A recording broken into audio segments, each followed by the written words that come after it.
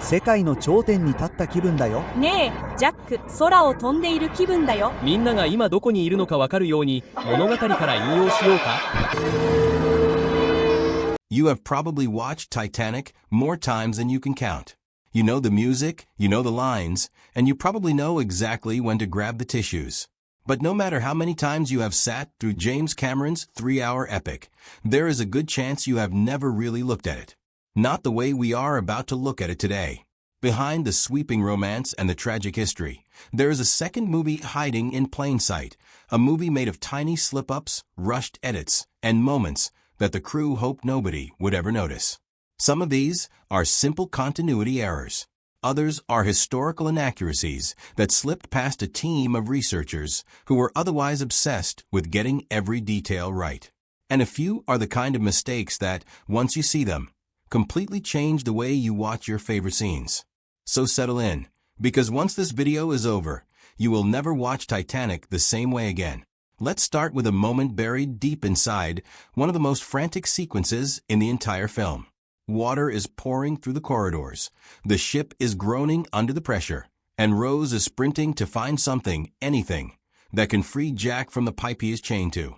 She spots a small case mounted on the wall, the kind you would find in any building even today, holding a fire axe behind a pane of glass. In a panic, she smashes it open and pulls the axe free. It is a fast, adrenaline-filled moment, and most viewers never think twice about it. But rewind the footage and slow it down, and something does not add up. In the very next shot, a portion of that glass she just shattered is back in its frame, as if the impact never happened. There is no cutaway showing someone replacing the pane, no extra sound effect of a second smash, nothing that would explain how broken glass turned back into a solid sheet in the span of a heartbeat. It is the kind of blink-and-you-miss-it detail that only becomes obvious when you are staring at the screen frame by frame. But once your brain catches it, you cannot unsee it. In a film obsessed with realism down to the rivets on the hull, this tiny slip is a reminder that even production this massive had moments that fell through the cracks of the editing room. Sticking with that same sequence, there is an even more obvious mistake waiting just a few seconds later. Jack is trapped, the water is rising fast, and Rose has to swing that axe down onto the chain with everything she has got. It is meant to be one of the tensest moments in the entire film, a race against both time and rising water. But watch the swing itself in slow motion, and the illusion falls apart almost instantly. As the axe head connects with the chain, it visibly bends. Not cracks, not chips, bends the way only rubber or foam can. For obvious safety reasons, prop weapons used anywhere near an actor's limbs are almost never made of real steel. So a soft prop stand-in makes complete sense from a production standpoint. The problem is that this particular prop was not disguised well enough for the camera angle chosen, and the flex is unmistakable once you know to look for it. What was supposed to look like a life or death tool suddenly looks like something out of a toy chest, and for a split second, the gravity of the scene gives way to something almost comedic. It is a great example of how safety on set and believability on screen do not always line up perfectly, even in a production with this much money behind it. Now let's talk about a mistake that is less about props and more about how footage gets stitched together long after filming wraps. During the chaotic flooding sequences, water bursts through a row of windows lining one of the ship's grand hallways. It is meant to look like an unstoppable, overwhelming force, glass and water exploding into the space all at once. Except if you compare different angles of this exact same moment, the order in which the windows break changes completely. In one version of the shot, the first window goes, then the second, then the third, and the fourth follows last. In another version, the sequence jumps around entirely, with the third window holding out until nearly the end while the fourth gives way earlier. Same hallway, same 4 windows, 2 completely different stories about how the flood happened. The most likely explanation is that this dramatic beat was filmed multiple times across multiple takes, each with slightly different timing on when the effects team triggered the water cannons. Rather than settling on a single, consistent take, the editors appear to have pulled the most visually striking shots from different runs and stitched them together. On its own, none of this changes the plot or the emotional weight of the scene, but it does say something about just how many times these effects-heavy moments had to be attempted before they got footage worth using, and how, in that process, small inconsistencies were bound to slip through. Here is one that almost nobody catches on a first, second, or even 10th viewing. Early in the film, Jack steps into the first-class section of the ship for the very first time. It is a quiet but meaningful moment, since we are meant to experience the ship's opulence through his eyes as an outsider seeing this world for the first time. The camera follows him past polished wood, gleaming brass, and elegant glass doors. But pause on one of those glass doors at just the right frame, and there is something reflected in it that has no business being there. It is not a smudge or a random blur. It is a clear human silhouette holding what looks like camera equipment, standing exactly where a crew member operating the shot would be positioned. This kind of accidental reflection is a well-known hazard of filming on sets with shiny, reflective surfaces, and it happens more often in movies than most audiences realize. Usually these moments get caught and res-hot or fixed digitally in post-production. In this case, whether due to time pressure or simply being overlooked, it made it into the final theatrical cut. For a fraction of a second, a scene built entirely around immersion accidentally pulls back the curtain and shows you the machinery behind the magic. Wardrobe continuity is one of the hardest things to manage on any film set, especially during a stunt-heavy sequence shot across multiple days with multiple people standing in for the lead actors. That difficulty is on full display during the scene where Rose is desperately trying to free Jack from his handcuffs before the water swallows the room. In one shot, Jack is clearly wearing his suspenders over his shirt, visible and in place. The moment the axe comes down and the cuffs finally break, though, the suspenders have disappeared entirely. Then, in the next cut, they are back again, as if nothing happened.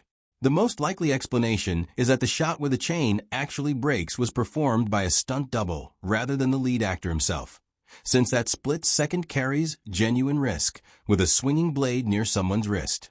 Whoever handled wardrobe checks between setups simply missed re-adding that one piece of costume before the cameras rolled again. It is a tiny detail, easy to overlook in the moment, but it is also a fun reminder that even in the most emotionally charged scenes, there is a small army of people just off camera trying to keep every strap and button exactly where it belongs.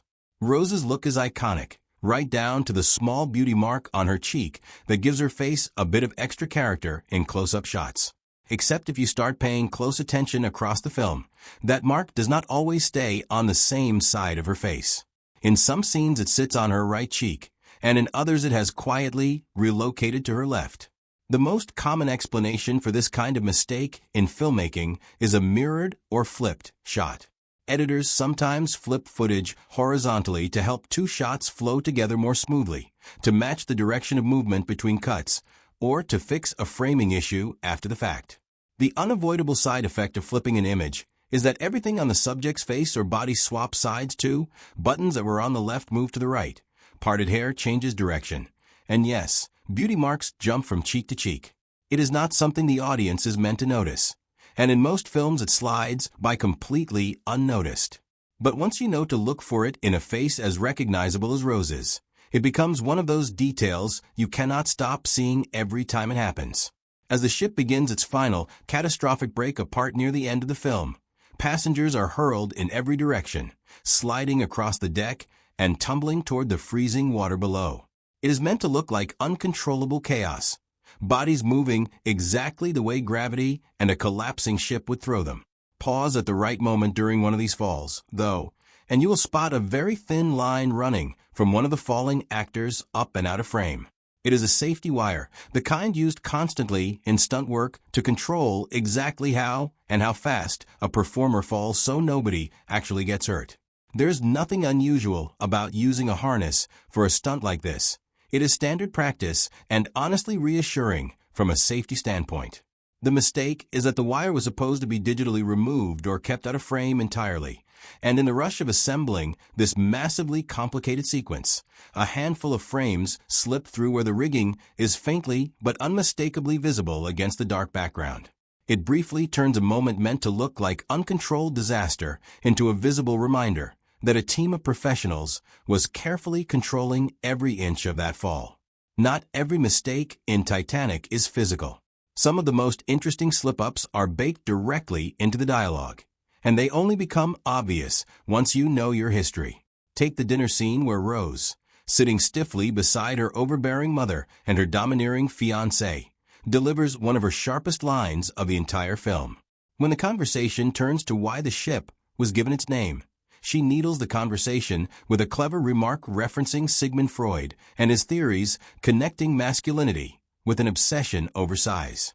It gets a laugh from a few guests at the table and visibly horrifies her mother, while the target of the joke completely misses the insult and asks whether this Dr. Freud happens to be a passenger on board.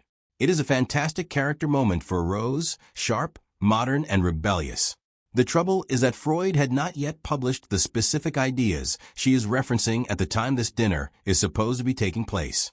Those particular theories came later, after the Titanic had already sunk. In other words, the screenwriters gave Rose a joke that was years ahead of its time, borrowing cultural knowledge that simply did not exist yet in 1912. It does not hurt the scene at all. If anything, it makes Rose feel even sharper and more progressive, but it is a clear case of modern writing sneaking into a period piece. Rose's entire look throughout the film is built around a sense of quiet rebellion, and nothing represents that better than her bold red lipstick. It fits her personality perfectly on screen.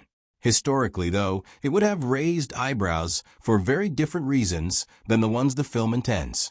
In the era the story is set in, striking red lipstick was not associated with elegance or upper-class refinement.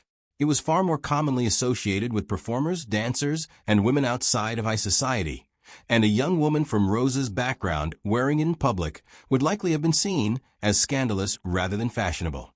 Wealthy women of that time generally favored a much more natural, understated look, sometimes with light powder and little else. The bold red lip did not become a mainstream beauty statement until roughly a decade later, when a very different cultural movement embraced dramatic, rebellious style as part of its identity. So while Rose's lipstick works beautifully as a visual shorthand for her rebellious streak, it is really borrowing from a beauty trend that had not arrived yet. Another small piece of the future quietly slipped into the past. For as much genuine craftsmanship went into recreating the Titanic, some of the film's visual effects have not aged quite as gracefully as the practical sets and costumes. Look closely at some of the wide, establishing shots of the ship sailing at full scale, and you'll notice that many of the passengers strolling the decks were not actual extras at all. Because building and filming a full-size ship packed with hundreds of background performers for every wide shot was not practical. Digital figures were composited into these scenes using the computer animation tools available at the time. The result mostly works from a distance, but slow it down and study the movement of those background figures, and their walking cycles start to look stiff and repetitive, almost mechanical, without the natural variation you would expect from real people moving through a crowd. Shadows in some of these shots do not quite match the lighting of the rest of the frame either. It briefly turns a breathtaking wide shot of an ocean liner into something that looks more like an early video game cutscene.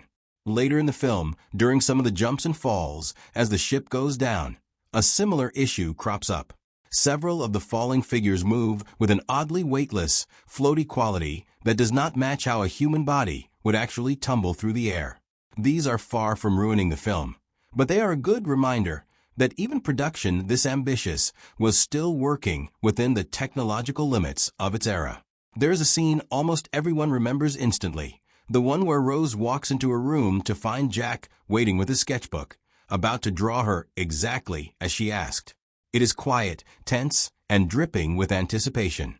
What most viewers miss, though, happens in the split second right before she steps through the doorway.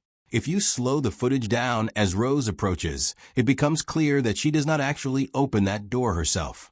Instead, there is a brief glimpse of another hand pulling it open for her from the other side, almost certainly belonging to a crew member positioned just out of frame to keep the shot moving smoothly.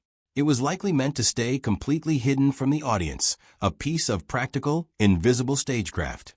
Instead, a few frames slip through where it is visible enough to notice, if you know exactly where to look.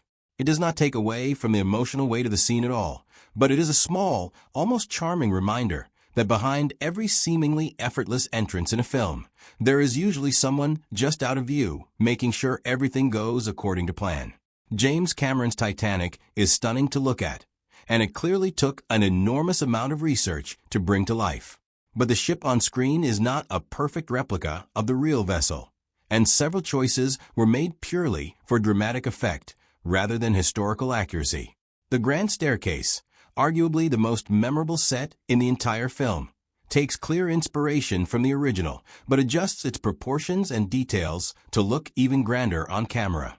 The glass dome above it follows a similar pattern, capturing the spirit of the real skylight rather than reproducing it exactly. Elsewhere in the ship, several hallways and public spaces appear far more open and elegantly glassed in than their real-world counterparts, particularly in the areas meant to represent the lower classes, which in reality were considerably more enclosed and utilitarian-looking. Even the smokestacks take a bit of creative license. On the real ship, one of the 4 stacks was largely decorative and did not serve the same functional purpose as the others, yet the film presents all 4 as fully active. None of these choices are surprising once you consider that this is, at the end of the day, a dramatic film and not a documentary. But they do highlight just how much creative liberty went into making the ship feel as visually powerful as possible, sometimes at the expense of strict accuracy. Right at the start of the voyage, the Titanic pulls away from the dock in a moment meant to feel like a triumphant, emotional farewell. Passengers wave from the deck, and a massive crowd gathers on the pier below, cheering and waving handkerchiefs as the ship departs. Except compare 2 different wide shots of this exact same departure, and the crowd on the dock is inconsistent from one to the next. In one angle, the pier is absolutely packed with people, full of motion and noise. Moments later, in a different wide shot of the same departure, that same stretch of dock appears almost completely empty, with no sign of the enormous crowd that was there just seconds earlier. The likely explanation is that these shots were filmed using different methods across different days, some with real extras physically present and others relying on a model ship or early digital compositing for the wider, more sweeping angles. In the process of blending those different sources together, the crowd simply did not carry over consistently. It is a subtle continuity slip, but once you notice the empty dock appearing out of nowhere, that big emotional send-off loses a little bit of its punch. One of the most satisfying moments in the film is when Rose finally stands up to her controlling fiancé and throws a punch that fans still cheer for decades later. It is meant to be a clean, cathartic release of tension that has been building for the entire movie. Watch the sequence frame by frame, though, and the timing does not quite hold together. Just before Rose's fist actually connects, you can already spot a faint smear of red on her fiancé's hand, the kind of makeup effect used to simulate a fresh injury. Then, a beat later, he wipes that same hand across his face as though the punch just caused the mark. In other words, the injury appears to exist slightly before the hit that is supposed to cause it.